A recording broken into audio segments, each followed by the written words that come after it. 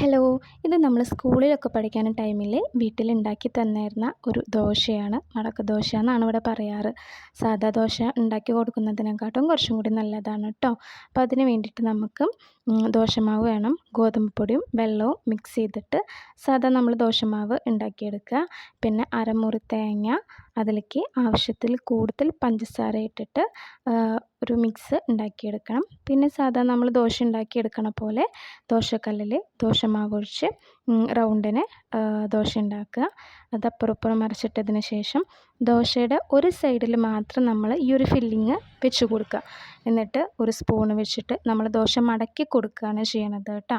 അത് ആ കല്ലിൽ വെച്ചിട്ട് തന്നെ നമ്മളത് ചെയ്യണം. മടക്കി കൊടുത്തതിന് ശേഷം സ്പൂണ് വെച്ചിട്ട് തന്നെ നമ്മളൊന്ന് പ്രസ് ചെയ്ത് കൊടുക്കുക.